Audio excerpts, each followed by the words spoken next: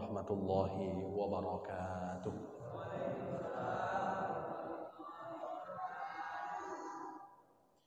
Alhamdulillahi rabbil alamin wal aqibatu lil muttaqin wala udwana illa 'alal zalimin. Allahumma salli wa sallim wa barik ala Muhammad wa ala alihi wa ashabihi wa man tabi'ahu bi ihsanin ila yaumiddin. Ma lana illa ma 'allamtana innaka antal alimul hakim. وقد قال تعالى في كتابه الكريم وهو أصدق القائلين أعوذ بالله من الشيطان الرجيم بسم الله الرحمن الرحيم يا أيها الذين آمنوا اتقوا الله حق تقاته ولا تموتن إلا وأنتم مسلمون. الآية صدق الله العظيم. أما بعد. Ma'asyiral muslimin wal muslimat, para alim, para ulama, para asatidz, para tokoh masyarakat, para orang tua kami, bapak-bapak, ibu-ibu, dan seluruh jamaah salat fardu maghrib yang semuanya insyaallah dimuliakan oleh Allah Subhanahu wa taala.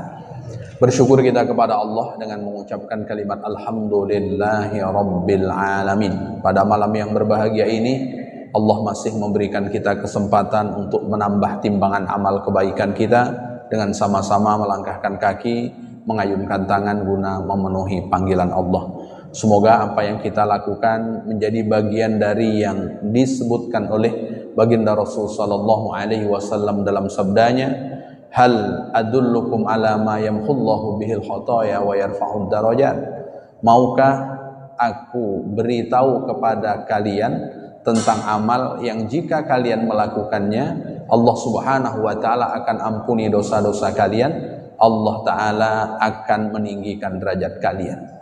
Kata para sahabat, bala ya Rasulullah, tentu kami mau wahai Rasul. Satu di antara yang Rasulullah sebutkan adalah kathratul khuta ilal masajid, memperbanyak langkah menuju rumah Allah Subhanahu wa taala.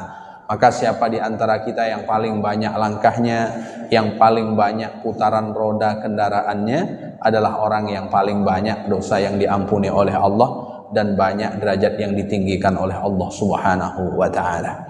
Bersolawat kita kepada baginda Rasul dengan mengucapkan kalimat Allahumma salli ala sayyidina Muhammad wa ala ali sayyidina Muhammad. Assalamu alayka ya Rasulullah. Seraya berharap semoga kita menjadi bagian dari umat Rasul yang kelak mendapat syafaatnya di padang mahsyar.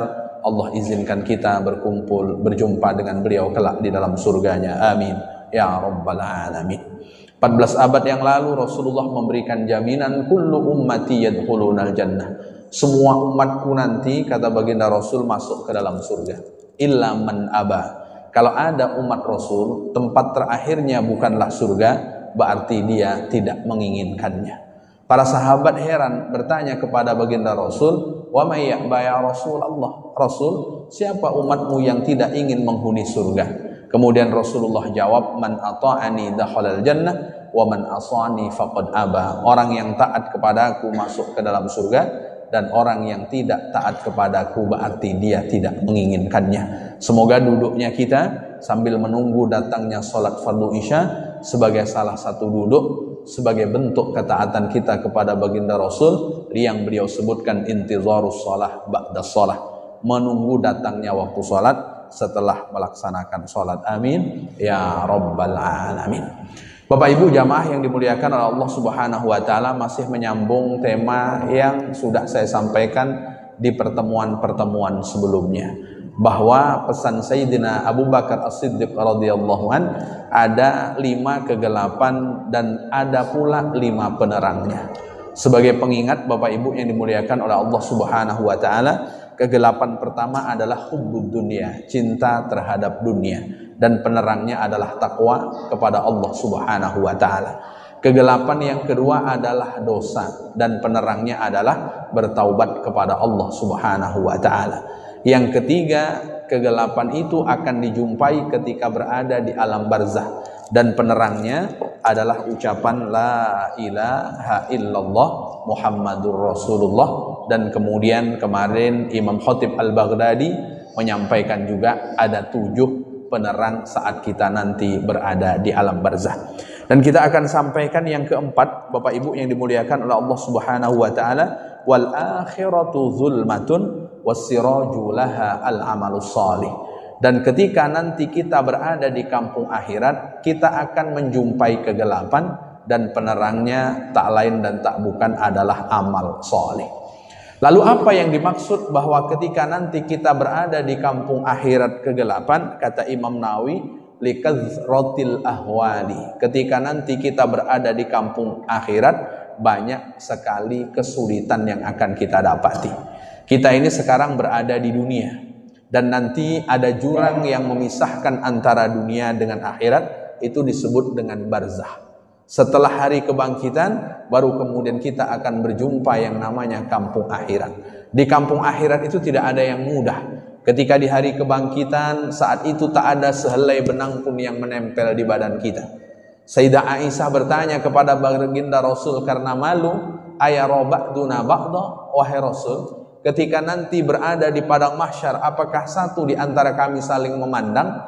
Kalau kemudian Rasulullah menjawab, al-amru asyaddu min zalik. Wahai Aisyah, urusannya lebih dahsyat dari sekedar saling memandang. Maknanya payahnya di kampung akhirat, orang sampai tak bisa memandang orang lain, memikirkan dirinya masing-masing.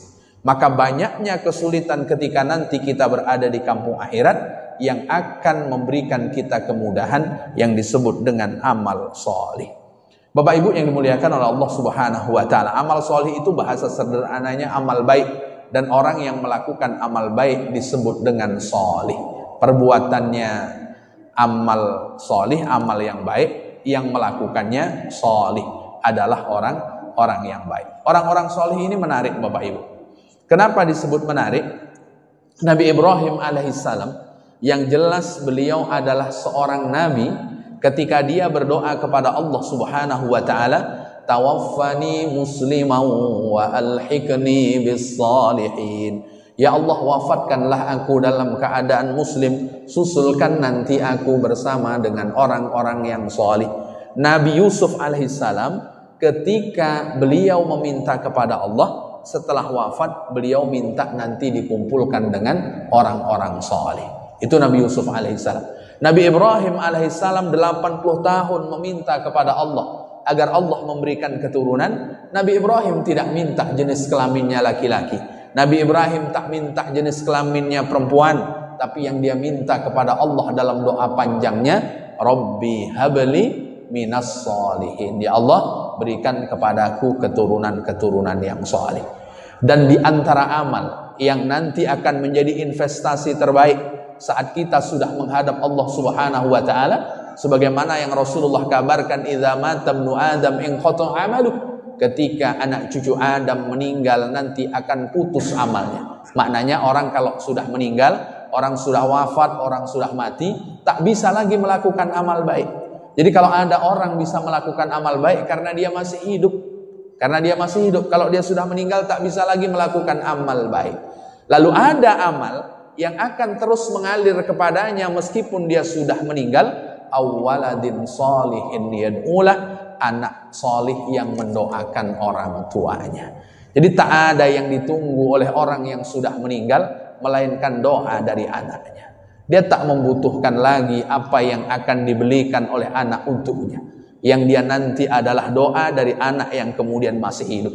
Makanya orang-orang nanti ketika berada di dalam surga Allah Subhanahu wa taala, saat dia sadar tidak pada tempatnya dia mendapatkan fasilitas, dia akan bertanya kepada Allah Subhanahu wa taala. Orang-orang di surga ini Bapak Ibu yang dimuliakan oleh Allah, ketika dia mendapatkan fasilitas yang tak sesuai dengan amalnya, maka dia akan ragu untuk menerima fasilitas itu. Beda dengan kita di dunia Bapak Ibu.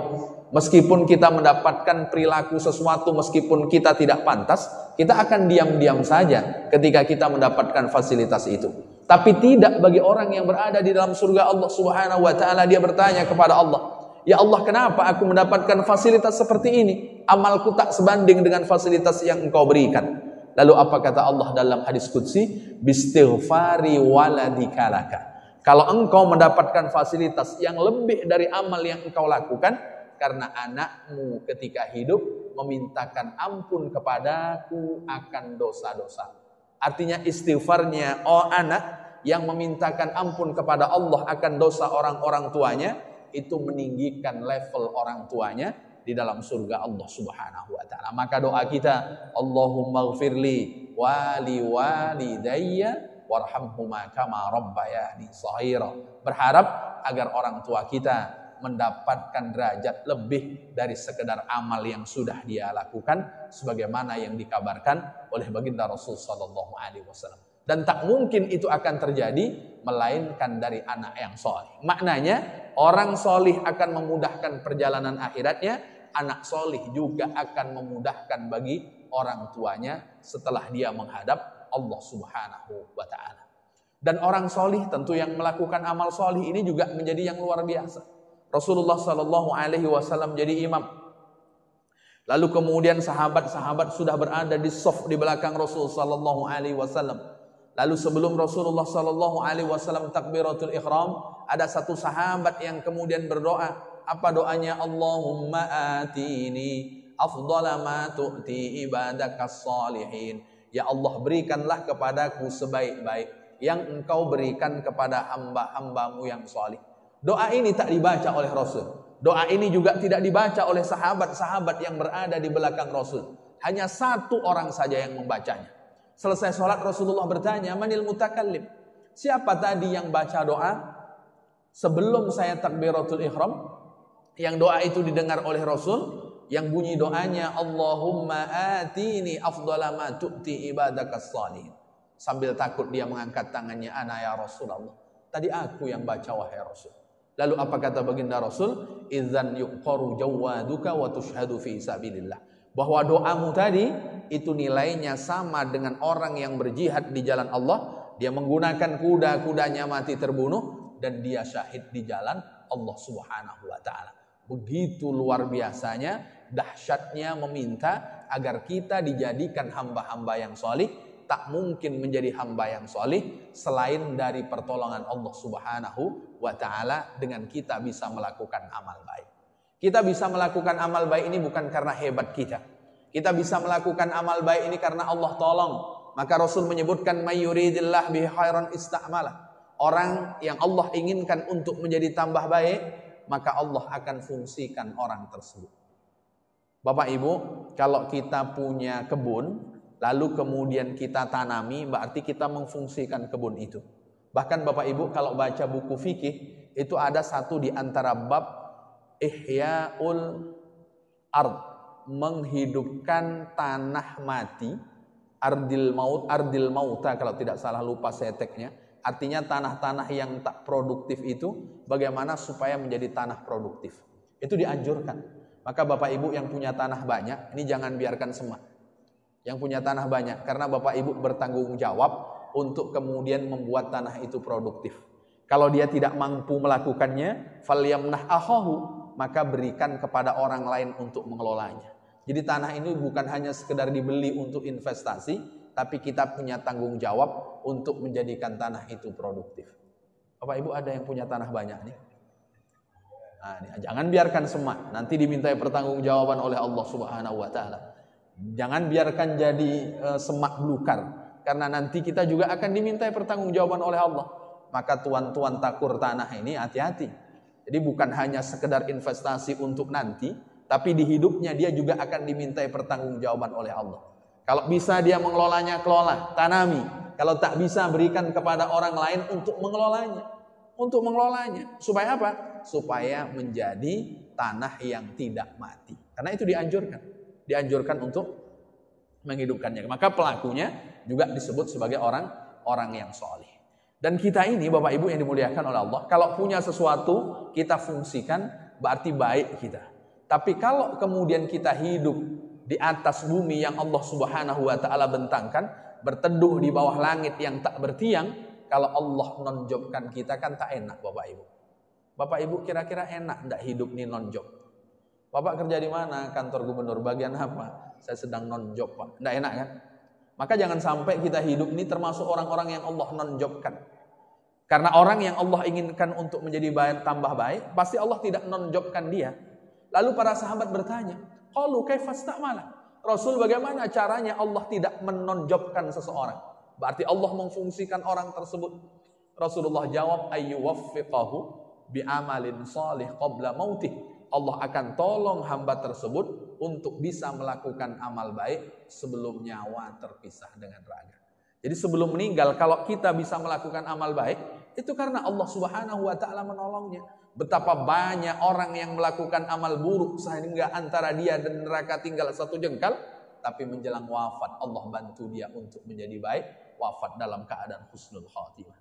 Banyak juga orang yang kemudian dari kecil elok baik, lalu kemudian dia berhenti melakukan kebaikan itu, sehingga sebetulnya kebaikan itu sudah mendekatkan ia ke dalam surga. Kurang lebih tinggal satu jengkal lagi kebaikan yang dia lakukan.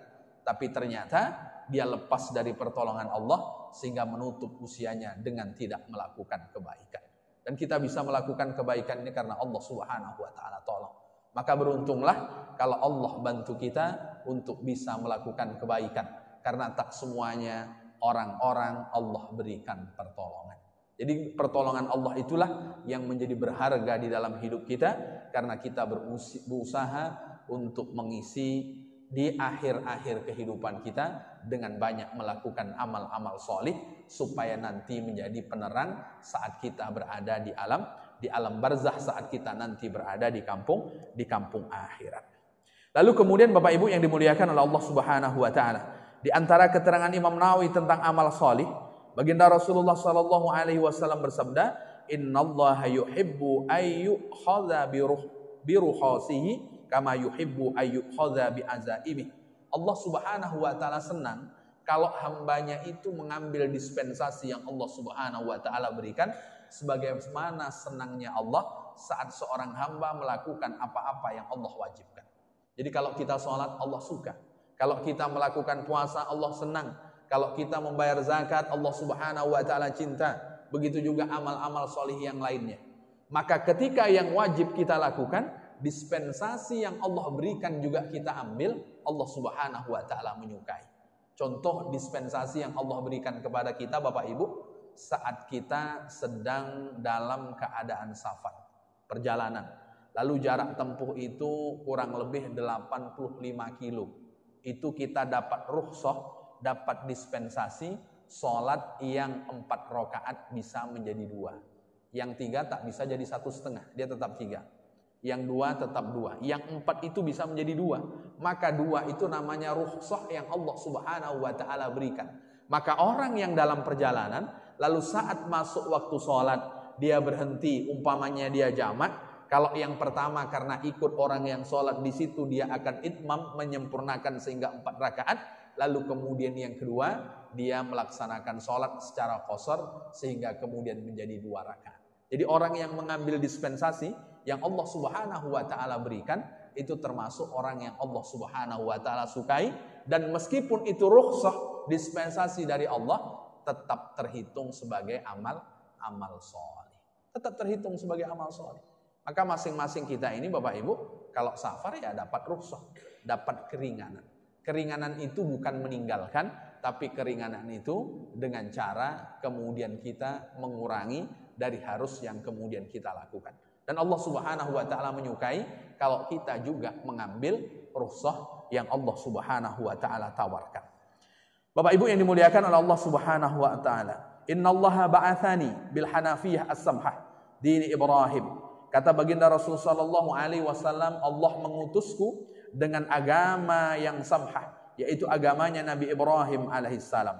Maka oleh karena itu, bahwa agama yang kemudian ada dispensasi, keringanan yang Allah Subhanahu wa Ta'ala berikan, saat orang melakukan itu, maka meskipun tidak sempurna, meskipun tidak utuh sebagaimana sebelumnya, itu tetap menjadi amal solih yang disenangi oleh Allah. Kalau dia masuk amal solih yang disenangi oleh Allah Subhanahu wa Ta'ala, maka nanti akan menjadi amal yang akan memudahkan yang bersangkutan dalam perjalanan akhirat.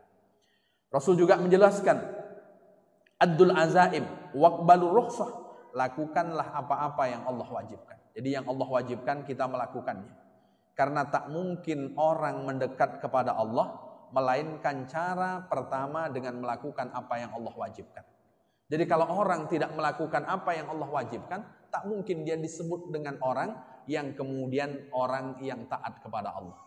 Contoh begini Bapak Ibu, sholat enggak dia. Puasa enggak juga dia. Zikir rajin, tapi sholat tidak buat. Lalu kemudian puasa tidak buat. Sementara zikir itu sunnah, puasa, Ramadan dan kemudian sholat itu kan wajib. Berarti dia mendekat kepada Allah dengan melakukan yang sunnah, tapi meninggalkan yang wajib. Ini yang tidak diperbolehkan. Tapi kalau mendekat kepada Allah dengan melakukan yang wajib, setelah itu melakukan yang sunnah, nah itu baru diantara amal yang bisa mendatangkan cinta dari Allah Subhanahu wa ta'ala. Maka yang wajib kita lakukan. Lalu dispensasi Allah, terimalah.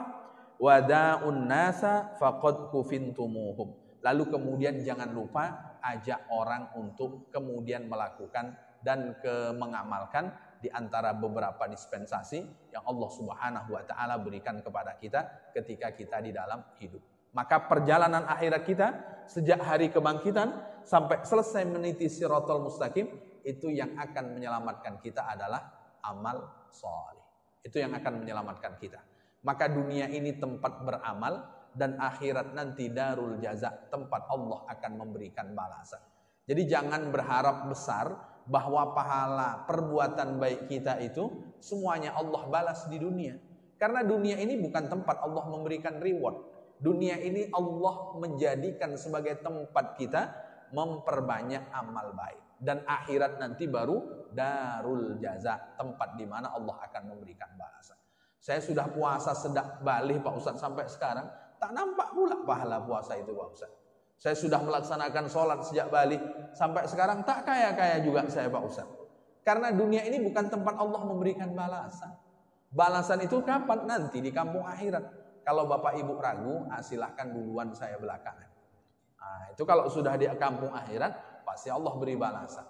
Bermula dari alam barzah itu sudah Allah beri balasan. Maka ada namanya nikmat kubur. Hari kebangkitan amal solihnya nanti Allah berikan balasan. Sehingga di padang mahsyar yang Allah dekatkan matahari dengan kepala, dia termasuk orang-orang yang Allah Subhanahu wa ta'ala berikan naungan. Kenapa dia mendapatkan fasilitas demi fasilitas itu? Karena dahulu ketika di dunia dia sudah melakukan amal soleh. Kemudian yang kelima, kata Abu Bakar radhiyallahu an, was-siratu zulmah. Meniti siratal mustaqim itu gelap, payah. Lalu kemudian was-siraju lahu al-yakin, dan penerangnya adalah keyakinan kita terhadap hal-hal yang gaib yang sudah dikabarkan oleh Allah Subhanahu wa ta'ala dan dikabarkan oleh baginda Rasul sallallahu alaihi wasallam. Maka satu di antara perjalanan akhirat kita itu ada namanya sirat al-mustaqim. Sirat al-mustaqim itu apa? Al-jisru ma baina dhahranai jahannam. Sirat al-mustaqim itu jembatan yang Allah bentangkan antara dua sisi neraka jahannam. Jadi ada jembatan antara dua sisi neraka jahannam. Itulah yang disebut dengan sirat. Dan semua kita nanti akan melewati sirat tersebut. Maka Rasulullah sallallahu alaihi wasallam ketika Sayyidina Anas bin Malik radhiyallahu an meminta, ya Rasulullah, isfa'ni yaumal qiyamah, Rasul, berikan syafaatmu kepadaku nanti di hari kiamat. Sayyidina Anas itu sahabat yang hidup satu masa dengan Rasul, yang Rasulullah kabarkan khairul quruni qarni, sebaik-baik generasi adalah generasiku, tapi beliau masih minta syafaat Rasul. Lalu bagaimana dengan kita yang sudah lebih dari 14 abad? Tak mungkin kita tak berharap syafaat Rasul.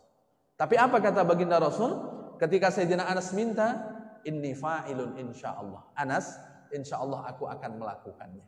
Berarti satu di antara sahabat yang Rasulullah memberikan jaminan untuk mendapatkan syafaat adalah Sayyidina Anas bin Malik radhiyallahu anhu. Lalu kemudian kata Sayyidina Anas, "Aina alqaka Rasul? Di hari kiamat nanti di mana aku bisa berjumpa denganmu?" Ini kan orangnya banyak ini. Nanti di hari kiamat tidak ada Google Map Bapak Ibu. Kalau ada Google Map bisa kita cari ini di mana arahnya itu kan. Tapi kalau nanti tidak ada, gimana cara kita mencari Rasul sallallahu alaihi wasallam? Kata baginda Rasul sallallahu alaihi wasallam kepada Sayyidina Anas, "Fatlubuni indas sirat." Carilah aku saat nanti engkau akan meniti siratal mustaqim. Kalau sekarang kan mencari alamat agak lebih mudah Bapak Ibu. Meskipun kadang sedikit dibelokkan lah, tapi kan sampai juga. Kalau orang dahulu ingin mencari alamat, gimana caranya Bapak Ibu? Ya berhenti tanya. Kalau tidak tanya, tersesat kita. Malu bertanya, sesat di jalan, istilah peribahasa. Makanya dulu tanya. Kalau sekarang tanyanya kemana?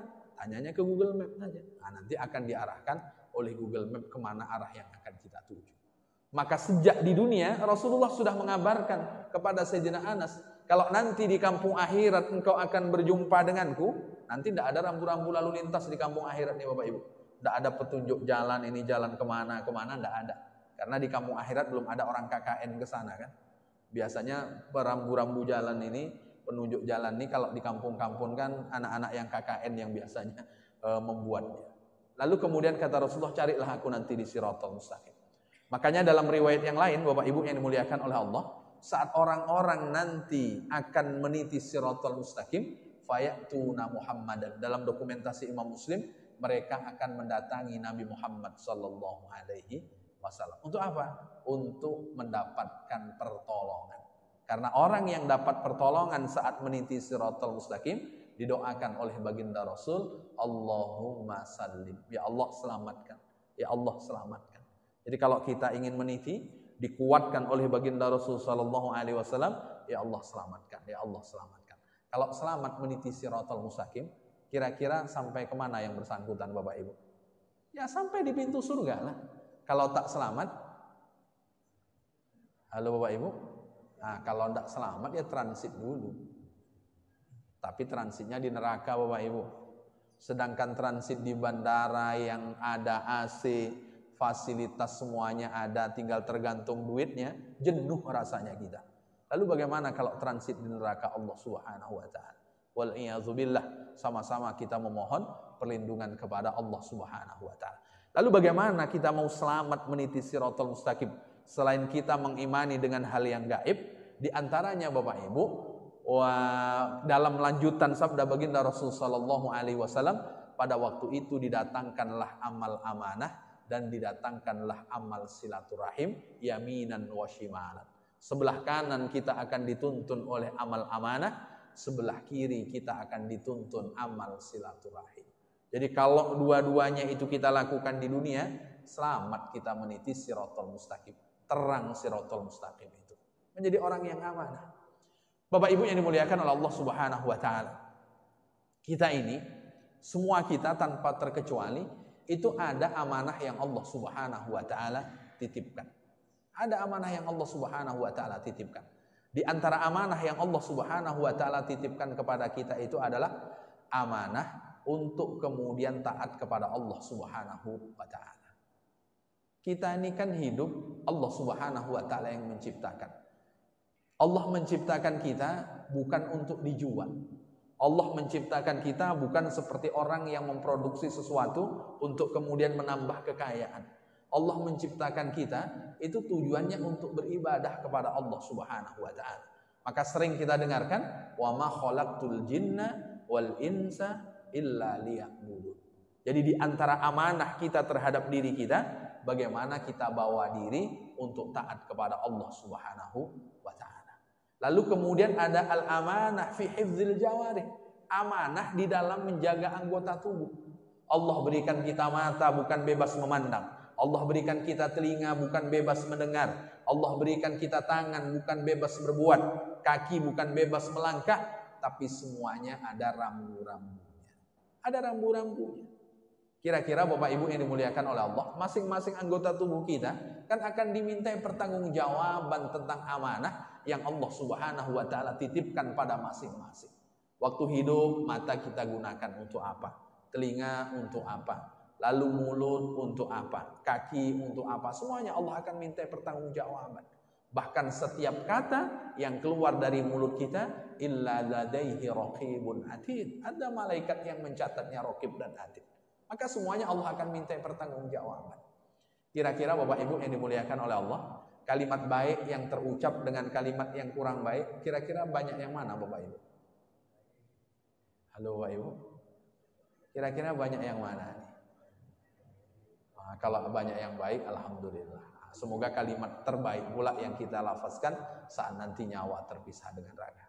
Pendengaran kita ini lebih banyak untuk mendengarkan yang elok atau yang mendengarkan tak elok? Masya Allah, ini dah luar biasa nampaknya. Mata kita ini lebih banyak menengok yang elok atau yang tak elok? Nampak-nampaknya sejak ada HP ini banyak yang tak elok Pak Ustaz. Dosa yang berat bagi laki-laki itu menjaga mata. Itu luar biasa berat. Luar biasa berat. Kapan mata ini tak memandang sesuatu yang tidak mengundang dosa? Sangat sulit bagi bapak-bapak. Bapak-bapak ini paling payah menjaga mata. Tapi tak tahulah kalau suami ibu-ibu. Ringan atau berat jaga mata nih Pak? Oh Pak, takut ketahuan ibu-ibu nampaknya. Baru aja keluar sebentar, apa yang kita tak tengok? Yang kemudian itu tidak boleh ditengok. Aurat perempuan jami'u badaniha illal wajha wal kaf, illal wajha wal kaf wal kaffain. Aurat seluruh perempuan itu seluruh anggota tubuhnya kecuali wajah dan kedua telapak tangan. Itu yang tidak aurat. Lalu mohon maaf bapak-bapak, kalau keluar rumah ada nengok rambut orang Pak? Oh Pak, nengok rambut bini orang ada juga Pak? Ah, ini kan. Kadang kapan mata kita ini akan selamat dari dosa? Kan sulit sekali. Pokoknya kalau keluar rumah aja ada dosa. Apalagi saya sampai ke sini, bertepek-tepek kata orang Melayu, dosa itu saking banyak. Maka paling banyak itu ya dosa mata. Dosa mata ini banyak. Maka Allah memberikan kita mata, amanah. Allah memberikan kita mata, itu yang kita jaga. Maka kalau kita tak gunakan untuk berwudu, kapan dosa itu berguguran? Kalau kita tidak gunakan untuk membaca Al-Quran, maka apa yang akan membandingi amal baik dari dosa mata yang kita lakukan? Untung saja wudu itu menggugurkan dosa. Sebagaimana menetesnya air dari anggota tubuh wudu, maka bersamaan dengan itu berguguranlah dosa-dosa kita. Itu untungnya Allah Subhanahu wa taala mewajibkan kita untuk berwudu, terutama ketika kita akan melaksanakan sholat.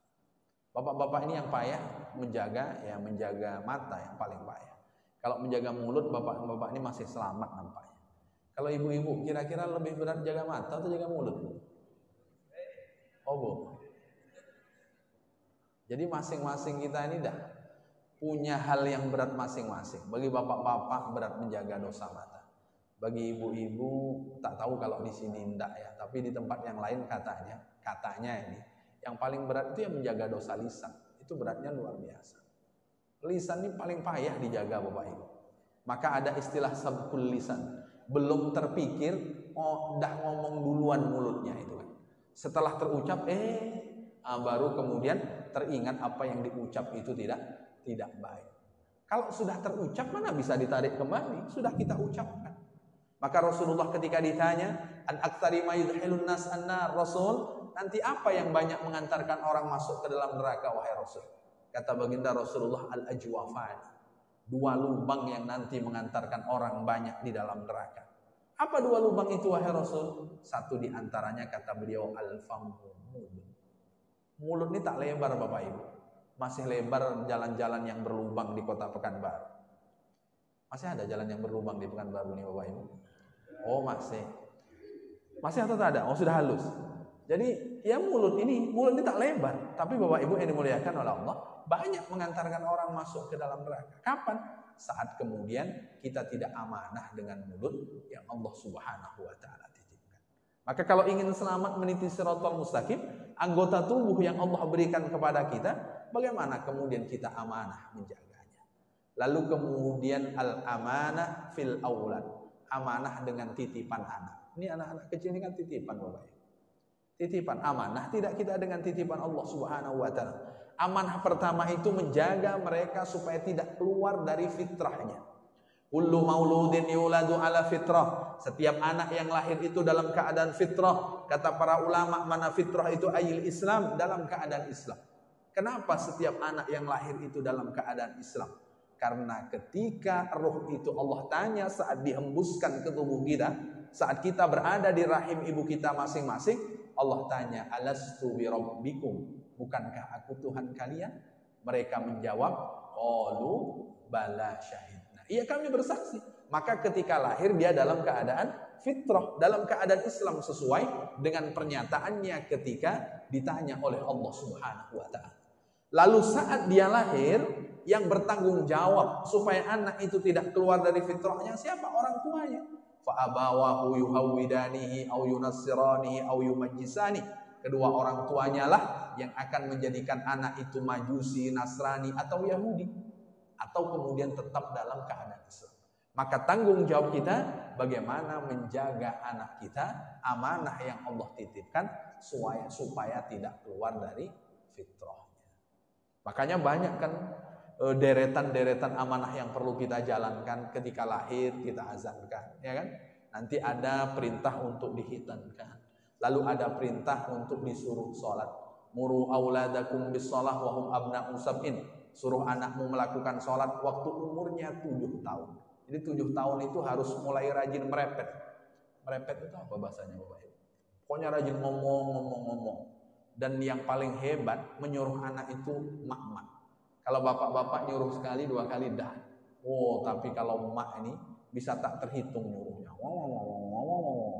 Tapi kalau emak sudah mulai berhenti merepet, itu berbahaya dalam keluarga. Terutama amanah anak yang Allah Subhanahu wa taala titipkan. Itu kan berarti amanah yang Allah Subhanahu wa taala titipkan. Maka kalau amanah ingin menyelamatkan kita saat kita meniti Shiratal Mustaqim, jagalah amanah itu ketika nanti kita di dunia, sehingga terang, sehingga mudah ketika kita meniti Shiratal Mustaqim. Lalu kemudian sebelah yang akan menuntun kita itu adalah pahala silaturahim. Silah itu menyambung, rahim itu orang yang ada hubungan rahim. Maka silaturahim urutan pertama itu kepada siapa? Kepada kedua orang tua. Wa'budullaha wa la tusyriku bihi syai'a, dan sembahlah Allah dan jangan sekutukan Allah dengan apapun. Wa bil walidaini ihsana, dan berbuat baiklah kepada kedua orang tua. Silah itu makna diantaranya al-ihsan, berbuat baik kepada kedua orang tua. Jadi setelah menyembah Allah, kepada kedua orang tua berbuat baik adalah urutan kedua. Maka Rasulullah ketika ditanya ayyul a'mali ahabbu ilallah, Rasul diantara banyak amal ini, amal mana yang paling Allah Subhanahu wa taala senangi? Kata baginda Rasul, as-salatu li waqtiha, salat pada waktunya. Apakah cukup menjadi hamba yang disenangi oleh Allah melakukan satu ini saja? Belum, karena yang kedua birrul walidain, berbakti kepada kedua orang tua. Berbakti ini ya macam-macam caranya. Berbuat baik, datang menjumpai orang tua, membelikan makanan yang dia suka ketika masih hidup. Itu sudah dihitung kita berbuat baik kepada kedua orang tua kita. Ini mohon maaf nih yang sudah jadi orang tua, yang anaknya sudah besar-besar. Seandainya Idul Fitri, malam takbir Allahu Akbar, Allahu Akbar, Allahu Akbar, anak tetangganya balik, anak bapak ibu tak balik, kira-kira gimana rasanya Pak? Halo Bapak Ibu, bukan sedih lagi meleleh air mata, ya kan?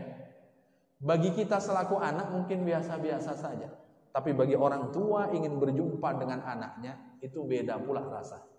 Beda pula rasanya. Maka kalau orang tua masih ada, jangan karena kesibukan lalu kemudian kita tidak pulang sebelum nanti terlambat. Maka pulanglah, jumpai orang tua. Karena satu di antara yang menyenangkan orang tua itu, ya ketika nengok wajah anaknya. Dia bukan menunggu oleh-olehnya, enggak. Nengok wajah anaknya pulang, cucu-cucunya pulang, oh itu sudah mau membahagiakan luar biasa. Tapi saya belum merasakan bagaimana rasanya punya cucu Bapak Ibu. Tapi saya bisa nengok ekspresi emak, ekspresi bapak. Kalau kemudian cucu-cucunya balik, itu senangnya luar biasa. Senang, meskipun cucunya lari ke sana, lari ke sini, ramai payah, istirahat. Tapi mereka senang. Mereka senang. Jadi yang sudah punya cucu lah yang bisa merasakan bagaimana senangnya ketika cucu itu datang. Jadi senang, ada kesenangan tersendiri.